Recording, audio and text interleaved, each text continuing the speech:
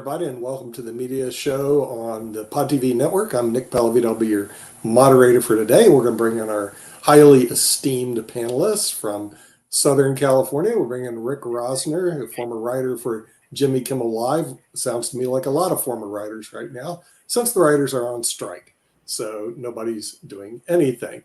Another person who does a great job at doing nothing is from Northern California, the author of Just for Dummies, a FIDE master. We'll bring in Jim Eade, who's not on strike to my knowledge. He's still selling his book. And then from the Raleigh-Durham area, we'll bring in the president of Pod TV, Kim Calhoun, who probably is behind the latest craze called the movies, which is going to be our topic today, especially the Barbie movie. So real question is, what's going on here? She had one of the biggest openings weekends ever. In other words, is Hollywood back? Should we buy AMC stock, or is this thing going south on? So Kim, since you're the Barbie girl, at least in this particular group, what's going on with the Barbie phenomenon? She had Ken backing her up. I really don't know. What I will say is that her box office hit higher than all of the new movies coming out, which was the Harrison Ford's Raiders of the Lost Ark series. And I forget some of the others because I'm not a huge moviegoer, but I think that the big thing is that it's for the children. Right, the young girls. It's something that the young girls can relate to. They grew up with. The young boys might find entertaining as well, and so of course the parents are going to go too. So I don't know anything other than it gets good reviews and bad reviews based on who's reviewing it. And at the end of the day, the only thing that matters, I guess, is the box office numbers. So we'll see. But I think people who saw it were very happy with it. I love Ryan Gosling. I love his voice on Home Depot. So, will I watch it? Probably not. But, it's got all of the A+ things to make it very, very good and profitable. And that was good actors and actresses. Very good filming, very good producers, very good promotion, and it was about a toy that people have played with for 60 years? Yes, we're going to bring our own Ken doll in. His name is Jacoby McDuffie. Hi, Ken. So Ken, you what guys gives you like Barbie the movie, baby? I saw it. It is phenomenal. Really? It is honestly one of the better movies, if not the best movie to come out this year in terms of not only the message, but what it was about. Yeah, sure, it was about a toy. However, we all understand the history of Barbie and how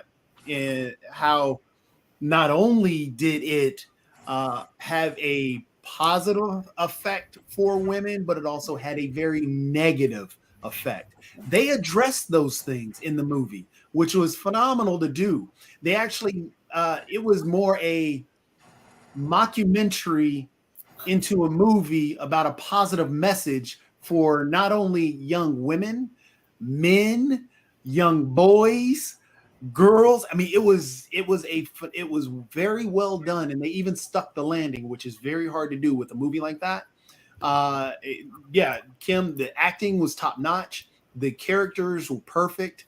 The funny part is every character in there was an actual real Barbie or Ken doll. It was actually a real toy. So you can actually look these things up that were in the movie. They even highlighted Barbies that were discontinued and gave reasonings why they were discontinued. They gave the only one that they didn't really name, but they actually even highlighted because he was in the movie. He got the nickname. I shared a document about it because I didn't even know the history on it. So one thing that Barbie does, or one thing, and I think this is what got a lot of people upset. Well, some groups now upset at a doll, the same group that's upset at rainbows. They keep yelling out, well, this movie was woke and it has too much woke information about it. Well, that is honestly what Barbie was meant to be. That is what X-Men for guys that love comics. That's what that is about. It's about society and actually bringing light to individuals and trying to tell young girls and young women you can be anything, just be powerful. But the imagery and everything else was also lost, a problem that came along with that. But then Barbie began to open up, which is actually nice that Barbie began to really see that and branch out. And honestly, that's what the movie was about, is that it really branched out and told what Barbie wanted to be and what it was meant to be. And it admitted to its own problems.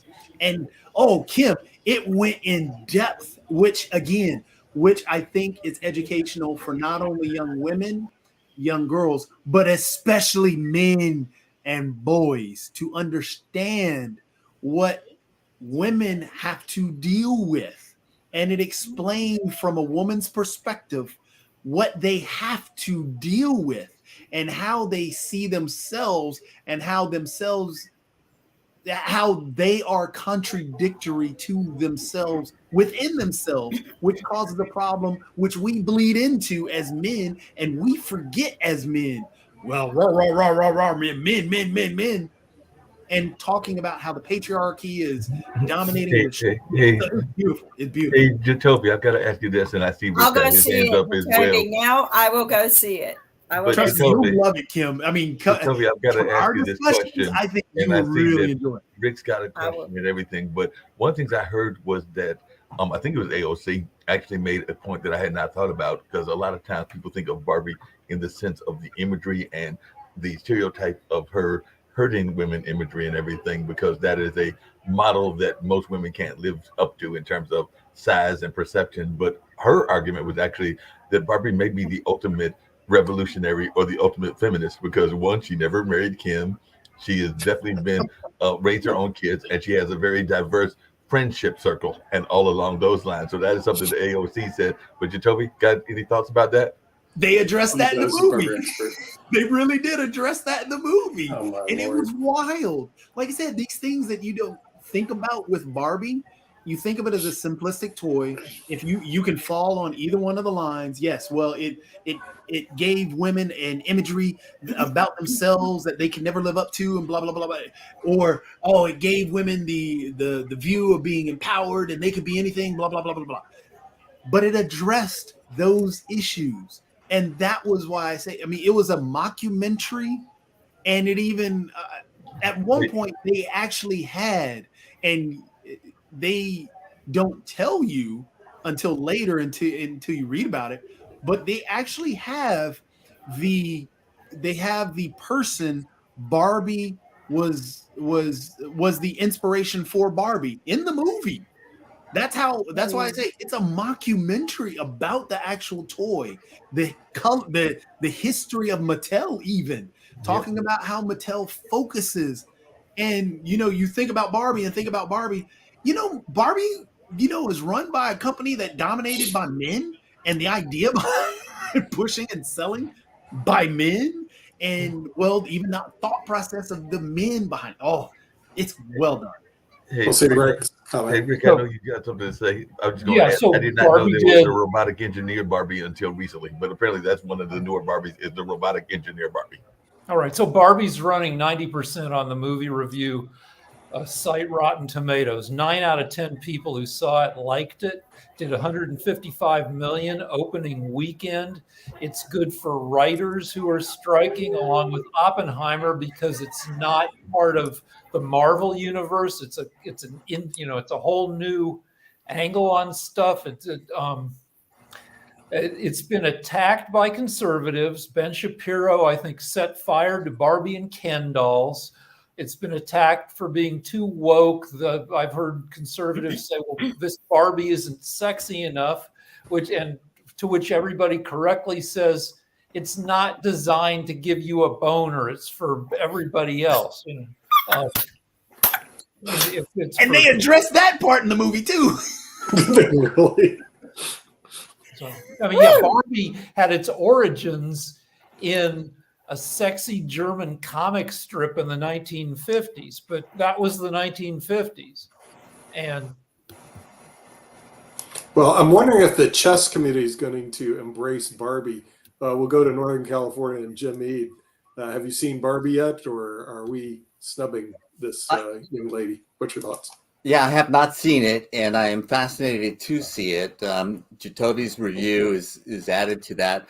You know, I wanted to see Oppenheimer as well, you know, but I haven't gotten in the habit of going back to the theaters. And I think that's an open question right now for a lot of people. But if I was in the habit, like I was before the pandemic, then I would probably have gone to this, maybe not opening weekend, because then it's like a crush of people. But I would have planned on seeing it because I was really curious to how they were going to handle this. I read an op-ed in the New York Times that was written by a woman who had a Barbie when she was young, and then during her feminist years hated Barbie, and now as an older adult sees both the benefit that, like Jacoby was just telling us. Jacoby was just telling us that, you know, that it's a complicated issue. And it can mean so much to different people. However, it's their perspective that they're bringing it that tells you more about them than it does about Barbie. You know, I just think the one thing that I thought of is that Barbie was all these things, you know, for a senator or president or astronaut or whatever. And Ken was always just a surfer. You know, come on, what's with that? Well, the funny part is they even addressed that part. Really? I had that same question. How can a stupid doll made in 1959 need all this addressing? I mean, it's a toy. What's the big deal? Jacoby? It's because the toy itself was supposed to be the model woman. And we tried to take a woman and say, this is what a woman should be. And she Even was women ubiquitous. tried to do that. She was everywhere. That was Yeah, the thing. so we tried all to- the kids had her. Yeah, so we tried to simplify exactly what a woman was, and we didn't realize that we were doing an extreme disservice to women, that they aren't as simple as that. And that's what the movie was about, is that, hey, we have to stop trying to simplify an individual, a group of people, a women into, hey, it's this tiny doll. That's all you really are. You know, you're this doctor. Hey, you can be a doctor. You can be this pretty doctor. That's not what the doll was meant to be. And that's what the movie was trying to express and dissect, basically, is that it's more complicated than what we're trying to make it out to be. And Margot Robbie did a phenomenal job. I'm a big Margot Robbie fan. Her doing Harley Quinn with the DC stuff, she does a phenomenal job there. And her other acting stuff, I wish she would go to the MCU and bring her talents there, because I think she could do a phenomenal job and bring some depth to a lot of the characters that people are begging for depth from in the comic book universe. But what she did with Barbie, she brought out a lot. Even Gosling did a phenomenal job with Ken, because again, addressing that, you know, Ken's just there. Well, they addressed Ken just being there and why Ken is just being there. And then why should Ken just be there? Yeah. So it's just wild how they dissected things and the issues that if you really go and watch it and really watch for the message and what they're trying to tell you, and look at our society and not look at it as, oh, well, it's woke. Well, we got to drop the idea of what, you know, trying to make up this whole woke stuff, and just try and get an understanding and an empathy towards other individuals, because that's what the movie was. It's talking about trying to get my head around she's not sexy enough. Yeah. I mean, that was Margot Robbie's not male. It's hard to believe. That's the Margot Robbie's not. Margot Robbie is one of the most beautiful women out there, and saying she's not sexy enough, I don't get that either. I wouldn't even go there. Quick question for you, because along those same lines of Barbie, there is another sport that is out there, and it is a sport, but it is part of the media landscape as well. And folks are saying that it is going to get a big boost because of two incidences that are going on, and it may even be the super boost that it is always needed. But I was wondering your take around Lionel Messi, who is a male superstar, and him joining the American soccer and then the Women's World Cup. And is that going to be a Barbie boost similar to what we're seeing with the movie and the impact of Barbie on the economy? Are we going to see that in soccer? We're going to see a bunch of folks, including folks from other cultures, playing soccer more than we used to because of Messi and the Women's World Cup. Well, soccer has always been a growing sport. I mean, it's the world's #1 sport.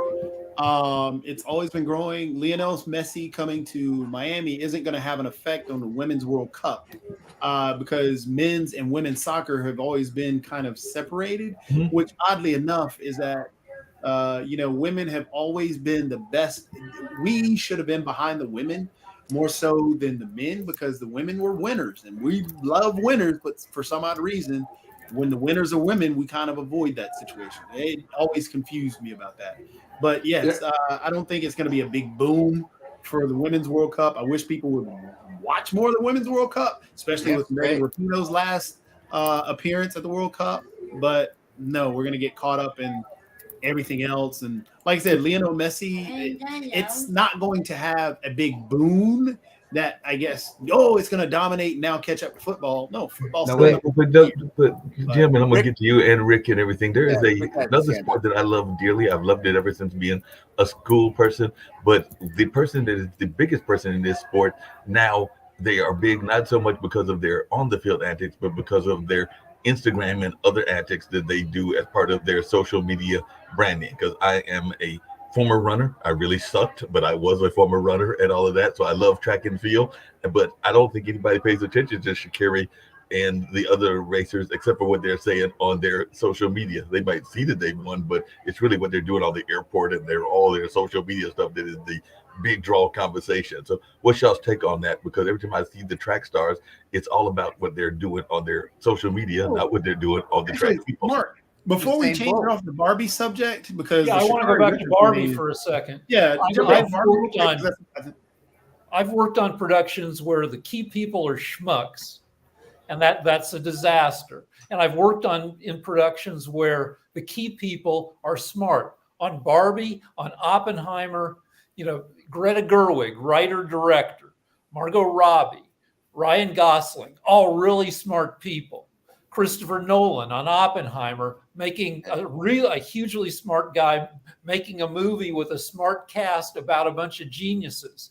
You work with smart people. Hollywood has the reputation of being vacuous, but smart people bubble to the top, and productions done by smart people have a much higher likelihood of being entertaining and successful. Definitely agree with that. Honestly, I don't. Well, Rick, actually, you can answer this better than I guess any of us can. There was a list put out by Bob Iger talking about the mistakes that have been made by Disney and why people are falling off the superhero movies. And one of the things on the list he put were the jump to the TV shows. I thought the TV shows were very well done by the whole Marvel setup because I thought, in agreement with you, they used smart people to make actually a good show. They used great acting and talent and great writing. And She-Hulk, for example, did a great, going back to a mockumentary, but that's the way she was in the comic books too, which people didn't realize. Breaking the fourth wall, talking directly to the viewer.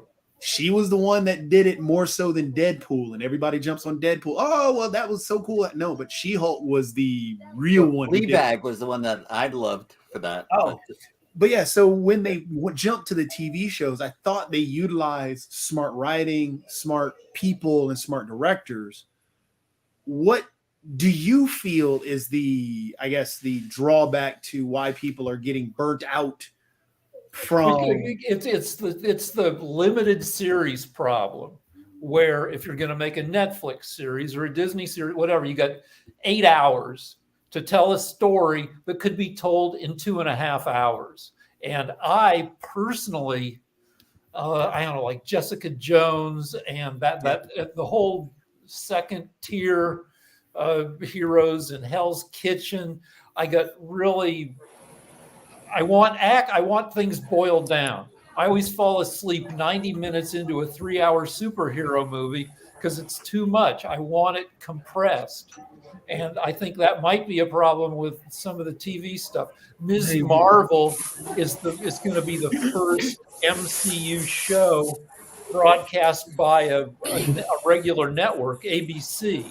Well, there is a I saturation watched that issue. and enjoyed it with my wife, but still, it took too many hours to tell the freaking story. Hey Rick, along those same lines, there are a number of series that were great. They started off great and then they have petered off. I have become a fan, even though I've only seen maybe 2 seasons, and I know that I think there are 6 seasons of Black Mirror. But when I talk to people about Black Mirror, they're telling me that the newer season isn't as strong as the other seasons. And I've also heard that about True Blood. I remember when True Blood first came out, the first couple Almost of series any were season. amazing, Yeah. and then they kind of petered Any out. So series. are we running into that problem as well, where the series start off with a tremendous bang and then the storyline kind of dies out and then This it kind of season peters of- out and everything? Except for the first episode, which is a lot of fun. The other 4 episodes of this season of Black Mirror are just super, super duper dark to the point where I had to quit watching one of them just because it bummed me out too much. And then the very last episode, instead of being called Black Mirror, is called Red Mirror because it's straight up horror. It's not social. It's not commentary on technology. It's a straight up presentation of a horror movie as if it was from 1978. That one's pretty entertaining, but it is getting away from what Black Mirror has been. Yeah, I stopped watching it because it did get away from that tech element. Because the tech element was the fun part. That was Yeah, looking yeah. into the future. You But the turned me on first to 2 that. episodes are I mean, a fun part of especially the first episode is it makes brutal fun of Netflix itself, the network it's on. There's a company called Streamberry that's an evil company, and that's their Black Mirror's version of Netflix. So I love when a show makes fun of its bosses as part of the show. Yep. Well, that Yeah, was yeah, right yeah. in the Soviet was- era of the USSR. They always made fun of their government, but in a way that the government couldn't figure it out, so they didn't censor it. But that's always clever, and that's always interesting. I mean, isn't that really what There was X-Files a- did? X-Files really picked on the government constantly, and a lot of people think that some of the things that we're seeing now were things that were predicted in X-Files and in a number of other science fiction from back in the days. But I can definitely would agree with that X-Files may have been a precursor, and some people would even, those that are into conspiracy theories might be like that they had an inside look at what was going to come. And the same can be said, and I know Jacoby knows this episode for The Simpsons, because The Simpsons predicted the pandemic and Trump way before either one of them happened. Rick, do you have? Well, actually, everybody.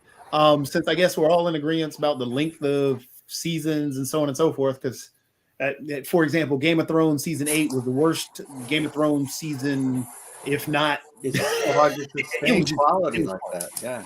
So there, Andor, the director of Andor, said that they were going to focus only on 2 seasons because they feel that it would peter out after the 2-season mark. And there are some other directors who have said that as well. Because I think at one point the guys, I cannot remember the guys who did the showrunners who did The Last of Us. I can't remember their 2 names, but they were only going to do, I think, 1 season, well, 2 seasons of The Last of Us because they said the same thing. However, now because they're going to break the actual storyline for the second game into multiple seasons, they're going to push it further. Are you in any agreement with that? That the shorter the I guess when you're talking about compressed, I guess you would agree that I'll let you answer, but yeah, the All right, 2-season mark like being what a Judd very Apatow does. When Judd Apatow makes a comedy, he makes comedy movies. He knows all the funniest people in Hollywood, and they do script read-throughs. He'll just get like a dozen of his friends, and they'll get in there, and for every line, they'll come up with 3 or 4 other lines that are funny. So they were able to release 2 versions of the movie Anchorman just because they had so many alt jokes. Yeah. They could do the same movie all over again with a whole different set of jokes. That's what Mel I don't Brooks used to do. care. Well, all I care about is entertainment density per unit of time. You can make as many seasons as you want, as long as you Deadpool it, as long as you Apatow it, as long as there's enough interesting, weird, funny, dramatic stuff to fill each moment. Well, what we have here are 2 competing things. One is the quality of the writing that makes it so entertaining to begin with. And then once it's successful, then you have the financial interests take over and they want you to keep buying this product that they're selling you. And so then even if the quality goes down, they're still pushing it out there. And so, this is what we get back to this, the quality of the writing, the quality of the production. This is what matters. Everything else is, secondary. So are we going to see a sequel to Barbie 2? Well, see, you will definitely see that, or there'll be pressure on the studios to do that. And will it be anywhere near as magnificent as Jatovia is saying the first one is? Probably not.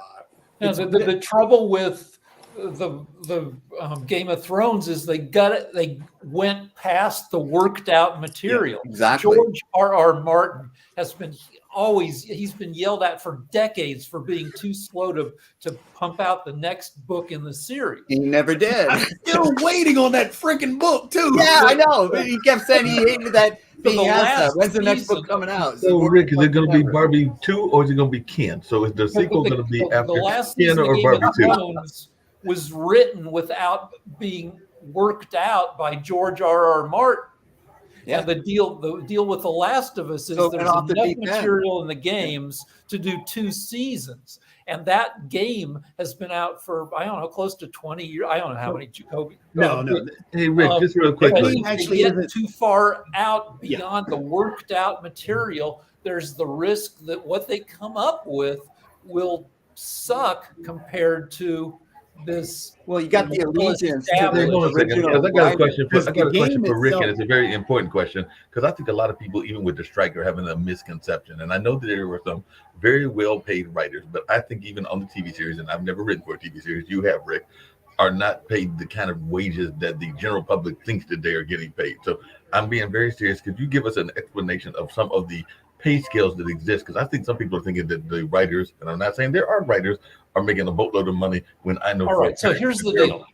Here's the math of it. Yes. When I was writing, I got paid about $3,500 to $4,000 a week, which is good money for 2010 and still decent money for now. But the idea is at any given time, only half of writers are employed. So that $4,000 a week is intended to get you through the next 6 months when you don't have a job. You get paid highly and you get residuals to get you through, because there are plenty of, it's built into the Hollywood system that there are going to be long periods of unemployment, long periods where you're developing ideas on your own, and then you come and you pitch. And I talked to a producer who said you have to pitch 100 times. You have to have 100 meetings on average to sell a show. Well, you need to have some money piled up to get you through that period of just going to development execs and saying, buy my show. It's feast or famine. And, the famine parts have to be sustained by the feast parts. And this is the thing is you're not in a job where you're going to get, benefits, medical benefits, and pensions and all that kind of stuff. And you're only as good as your latest effort too, because, if you're successful, great, people want you and will listen to you when you try to pitch. But if you weren't successful, then, no one's answering the door when you're knocking on it. Yeah. You have to get health benefits in SAG and in the Writers Guild. You have to Writers Guild, you have to make $40,000 in a year. You have to have 10 weeks of paid employment at $4,000 out of 50 weeks. And if you can string together 17 years of making the guild minimum, you can get health coverage for life. I was lucky enough to be able to do that.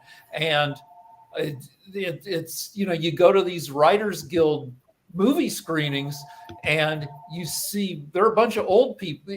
Having lifetime medical coverage means that you can live into your 80s and 90s. Yeah. Well, the Barbie thing, the phenomena that I still think of is, you know, why is it so popular? It's because, you know, it was universal. Barbie was ubiquitous in every household. And so, you know, you got these Mission Impossible. I think we saw that it grossed 45 million, which is nice, but you know, that's a well-known franchise. That's supposed to be successful. But you know, Barbie dwarfed that. And the reason is because it's just about everybody knows Barbie. You didn't have to have a Barbie to know Barbie. So this was one of the things that everybody knew about, even if you didn't have an opinion. You know, you knew about it. So, I think this is an exceptional thing, and I thought it was a great risk to take. And I'm just thrilled to hear and to read other Jacoby's analysis and other people's analysis that they pulled it off. Well, there's another movie there's another movie that's made quite a bit of money called The Sound of Freedom. It's made 124 million this summer at the box office, and it's made by and for right-wing semi-lunatics, because conservatives now, you know, they'll cheat and they'll see a good movie. They'll sneak off to the Barbie movie, but they've been taught to distrust mainstream Hollywood, mainstream press. And so this movie is made by, you know, conservatives and kind of QAnon people about they claim 85,000 kids have gone missing within the US, and the more lunatic members of QAnon say that those kids are being harvested for their bodies they're being turned into a drug called adrenochrome that helps, I guess, keep people young. But you know, this movie's made 124 million because conservatives want entertainment too, though it's suckier entertainment made by generally dumber people. You know, but I'm not sure. I want to add that The Sound of Freedom, I think the producer, I could be wrong, but I've been watching this for long before anyone even knew it was coming out. And I think he just wanted to bring awareness of the problem, which is something that we tried to do for a couple of years when we started with IBM TV, is that human trafficking is real.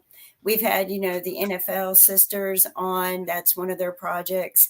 I have worked with Anti-Human Trafficking Constable out of Houston, and it is real.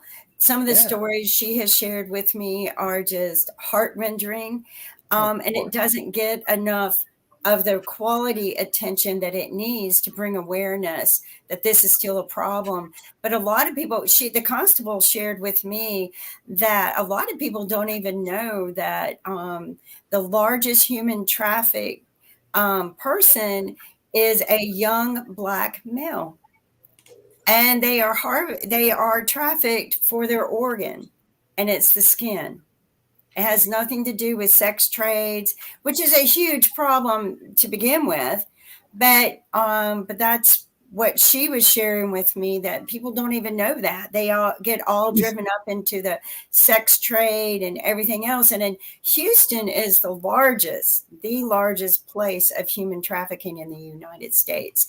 I think Miami might be next. I could be wrong, but I think that he, you know, the producer's initial intent was to say, let's bring awareness out to this problem. I think it has been driven towards a conservative agenda, and I have been watching this unfold. Yep. So I mean, it's because it's been politicized. And because the numbers are hard to know for sure. A lot of people are in my position of not knowing exactly what to think like from conservatives, we hear that 85,000 kids have gone missing. And then from the other side, if you do research, you find out that the 85,000 is kids who the government made contact with, immigrant kids. And then once they were situated, the government either reduced their tracking efforts or they lost track of the kids. And what you're saying is that there are huge abuses going on. Well, I think we have to be really careful here in two ways. One is to label these things conservative, because everybody is against human trafficking, across the political spectrum. And also there's these wackos on both sides of any issue. And the wackos that are saying that they're being harvested for use and that sort of thing. We have to take that stuff with a grain of salt. But I wouldn't label it conservative. I mean, there's wacko theories all around us. But so I would call those extremists, or use something more pejorative than conservative, because conservative is quite acceptable behavior and politically okay. But the wacko far right, that's been a rising phenomena in the United States, and it's something that we have to be concerned about. But these types of issues of human trafficking get colored by the politicization of it. And if we say that they're MAGA oriented or something like that, we get our backs up, and we don't think about what Kimberly was just telling us about is the reality of how serious a problem this is, and what are we doing to address it, and what is the reality? What are the facts? Like, is this black skin harvesting? That's news to me, and I try to be update on these types of things. But human trafficking, I always did associate with drugs, sex, that sort of thing, and that alone is definitely a problem. But Jim, there's a couple of things. One, there are definitely some people that are in that space doing research and doing advocacy work that are coming from various communities. I was actually trying to remember the young lady's name that I have met a couple of times through Srinivasan, and she's very much involved in that space. I believe she's in the DC area, and I'm trying to think of her name, even though she's been on the show. And there have been a number of others as well, or at least here on the network and all in that space. So there are a number of theirs that are in the space. But the other things that I sometimes wonder about, and I'd love to hear the rest of the panel, and maybe Jacoby and even Shaquille have some thoughts about this, is it comes down to kind of like even what we talk about with pharmacy and some of the drugs, whether it's fentanyl or others, how much are our corporations and our universities involved in this? Because I want to say that even here in Durham, some of the recipients of this human trafficking have been people that are in the academic world. So are they going to really make a lot of noise if they are the ones that are getting the benefits from it and all along those lines? So that's what I'm also concerned about. It's kind of like the farmers. There are people that are turning a blind eye because they are getting the benefits from it and all in that space. But I don't know if Jacoby or Shaquille have some thoughts about that, because sometimes people will get a blind eye because they are the ones that are getting the benefits of said criminal activity. When kids are harvested in this way, say for their skin or their organs, where is this stuff? I don't even know what skin would be used for, but where does it, out of Houston or Miami, where does it go? Does it stay in the U.S.? Does it go to rich people elsewhere who need a kidney? My guess, Rick, is that it's going to research facilities, and that's what I meant. It's probably going to research facilities that are tied to universities, and the universities going to and everything. I think it's going globally to people who need skin grafting.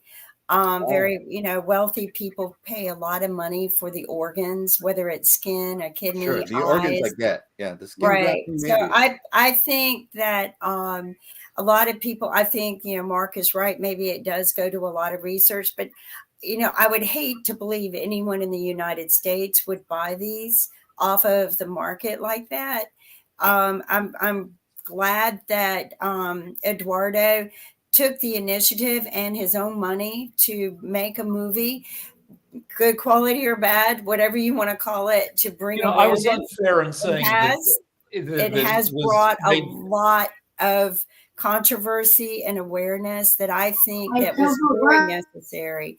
And I hope that it continues to grow. I watched the movie mainly because I kind of watched him build on the promotion of the movie when he first completed it way back, several months ago before you even heard about it. And I was thrilled to see that somebody did something like this, that he took the money out of his own pocket. If he gets rewarded for it, great. I mean, that was a huge box office that he got out of it, but he promoted very hard. Promoted very, very hard. But we need this kind of awareness in order to end the fatal ending stories that happen. And it's still existing today, even with this movie. And then I see a lot of celebrities come on board and they're using this to promote their own agendas. Well, fine, get out there and help stop the problem. And I think we can. I mean, there's millions and billions of people on this earth, and we turn an eye to this? Come on. You see somebody picking up a kid that should not be picking up a kid, stop it. You've seen the movie. Is the movie and the movie's worthwhile, right? Because I loved watching it. The quality was a little not my taste, like the quality. I knew what to expect, but I was so impressed with the message and the way that he brought out the human and humanity aspect of it. And yes, it will. If it doesn't make you cry, then you're missing something. If it doesn't move you in any way, you're missing something, because it is all about what's really happening and the humanity of it. My question is, because I think we can all agree with James that, yeah, we're all against sex trafficking. And a spotlight, of course, should be on there, but how to put that spotlight on there, I think, is where the concern, I think, for me is. I don't want to speak for Rick, because it sounds like that's what Rick had alluded to at the beginning with the movie itself. And from, all the readings, and I have yet to see the movie, and I haven't done a breakdown of the movie like I did with Barbie, so I cannot give a full-blown, hey, this is what I understand, and this is what I understand. Yeah, I am an expert on Barbie. I will go downstairs and get the little Barbies, because there's a Barbie downstairs I can grab. But is this movie, Sound of Freedom, does it have anything that's pushing anti-Semitism? Because that's been one complaint. Does it push conspiracy theories? Does it push all these things? Because, I mean, yes, it can highlight the sex trafficking, but then when you highlight these other things, it also highlights these other things as well, because once you legitimize one in that film, you begin to legitimize the others. So that I will answer this. I think sometimes, and what it does do is it takes the story, the real life story of one situation, and carries you through the emotions, the impact, what happened, because it is based on a true story. And I think sometimes, in order to bring out the awareness and make people very well awakened to what is going on, to the reality of it, you have to tell that story from A to Z. He didn't go all over the place. He picked one story that touched his heart and said, we need to expand on this. We need to bring exposure to this. Okay. And I believe that it will open up doors to other stories. But why can't we just change it? Like I said, there are billions of good people in this world. Why is this happening? And again, like I said, I think my point is, yes, taking that one story and running with it, and telling that individual story, but the extra baggage that people are talking about, I think that's where the concern, because if you're taking and running with that one story and bringing along the baggage of conspiracy and bringing along the baggage of QAnon and all the other things, does that not cloud the message? Does that? That's a very good point. But the issue is that in the film, or is that just people using the film for their purposes? Yeah. And that's why I'm asking the question, because because I haven't seen it either, so I can't answer so that either. I mean, from everything that I've read, and you're the only individual that said, okay, well, we're just going to stick with this, and this is what I'm going to talk about. In the film itself, that's what I'm asking. Does it have these conspiracies, and does it bring that baggage? Because again, I think we can all agree being against sex trafficking is where we should all be. Or organ, organ donating is one thing, but organ trafficking is another. Any trafficking in general. Yeah, along those same lines, and I don't know the answer either because I haven't seen the film, but child trafficking is a major issue. But I know that this particular film, like I said, I have not seen the film, but from my understanding of it, is very much concentrated on the Latin American side. I think there's very good that are involved here in Colombia, and Colombia has some issues. And I know that there are people here like Kim, and even on our network, Viviana is from Colombia, so it has some very positive natures about that country. But yeah, like any other country, it's got issues as well, and child trafficking could be one of those issues. So does it just concentrate on Colombia and Honduras, or does it even touch, to Jacoby's point, the fact that there is child trafficking here in the United States? And does it even touch on that within the course of the film? And like I said, I've not seen the film, but I hope that it touches on the global aspect of this issue, and even maybe it has some call to action, because I've seen movies where there's a call to action at the end of the movie as to what to do. Like we know there have been movies about mental health and suicide prevention, and they will usually run the 988 number at the end of it, so that if you have been in those situations, you can have a call to action. And like I said, I've not seen the movie, so hopefully there's a call to action at the end of the movie saying that this organization has sponsored this going on, and if you know of this activity in your country or in your part of the world, get in touch with X, Y, and Z organization or X, Y, and Z number in order to try to alleviate it, and all in that space. That's what I'm hoping they did, but I didn't see it, Kim. So did they have any of that within the movie? I don't know that I really witnessed any. I was too caught up emotionally because I have worked with people on this. I didn't really see a call to action as much as after the movie, the producer, after he finished it and was trying to get money to fund it, was calling for some calls to action. And he is going, as high up as he can, talking to leaders, world leaders, getting their support in all of this. He just spoke with Donald Trump, who said he's going to step forward. Well, gosh, Donald, you could have done this, when you were in office. Why didn't you do it then? Instead, he cut budgets for it. So, I mean, I think that you're going to see a lot of people, because of this movie, use it for their own personal agenda rather than do the call for actions that we need. How do we teach children if you're in a situation where you've been kidnapped? How do you get out of it? We have the little hand signs, we have all of these little things, but are they really saving us?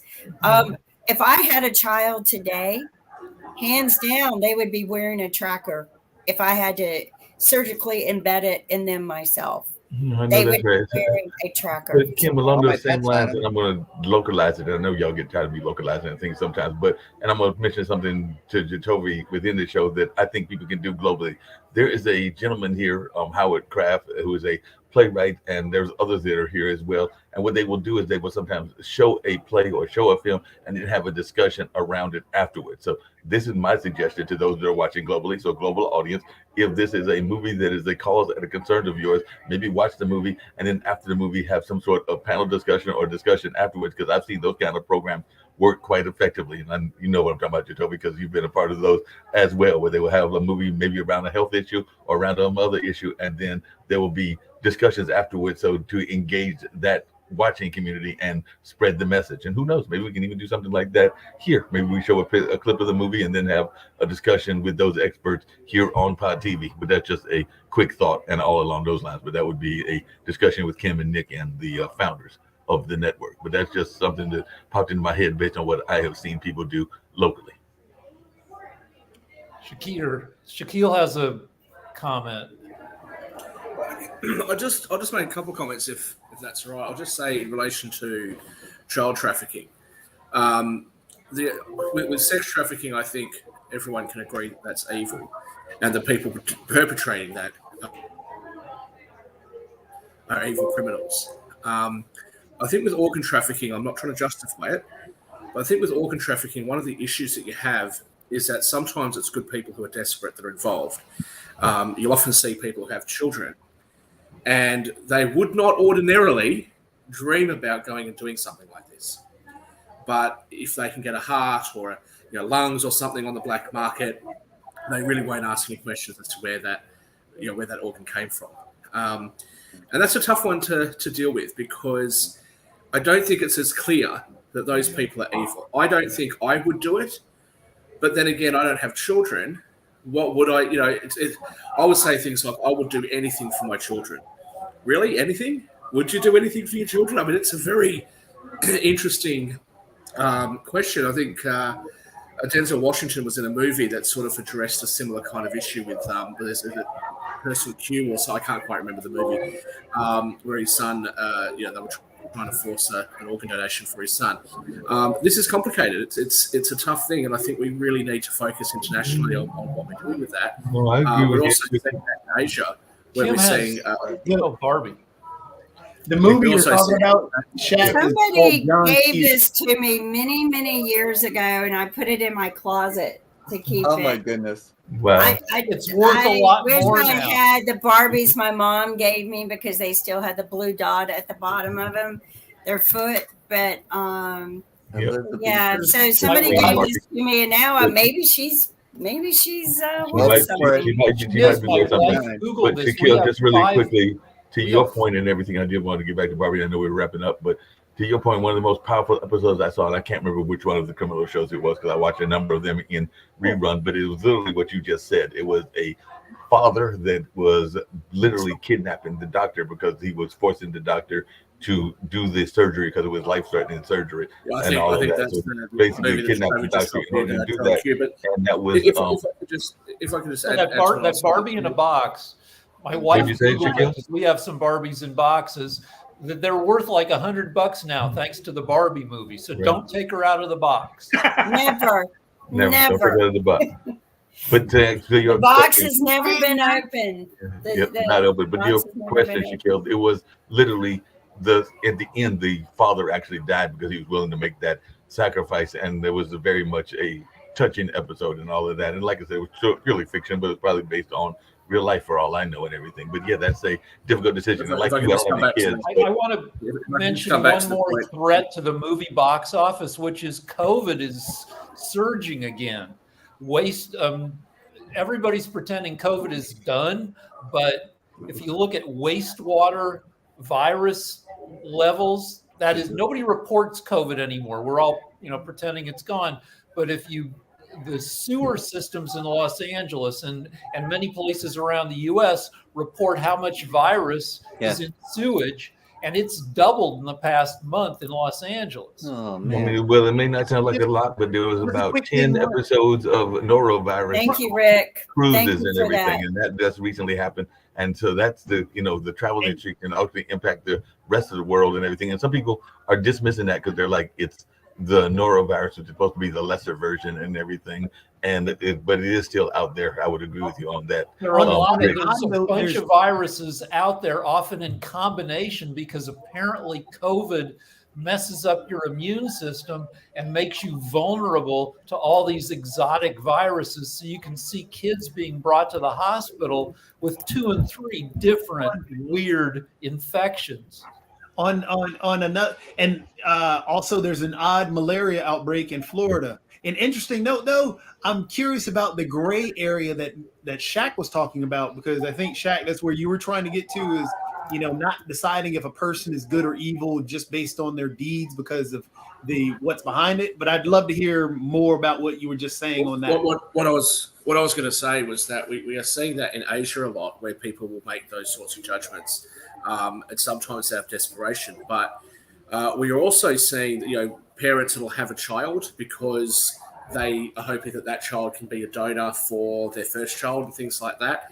But a more pressing issue is that we actually have a shortage of organs, and there has been a number of cases where mortuary assistants and funeral homes have actually harvested these organs illegally and sold them on the black market in order to meet this demand.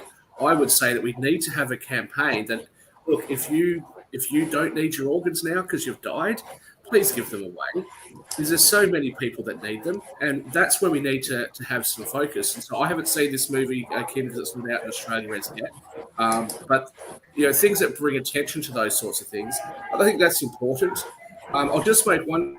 Hold on a second, Shaquille. Do they have that on the global? Do they have that on the global level? Because I know in the United States they do what you just said. It's your right, or you make the decision, but you can put down that you want to be an organ donor on your license. It's literally on the license and on the state ID, but I don't know what the rest of the world. That's right, Mark. But two things. So yes, that is correct. But then we see what I consider to be very silly rules.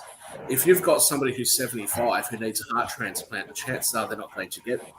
However, if a 75-year-old patient dies and their heart is okay, they won't harvest that heart and implant it into the other 75-year-old. They'll just throw the organs away. That doesn't make any sense. Give this other 75-year-old the opportunity to use a heart that otherwise wouldn't have been used anyway.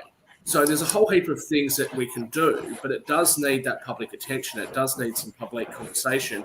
I will just say to those right wingers out there, those extreme right wingers, they are still a part of your country and around the world.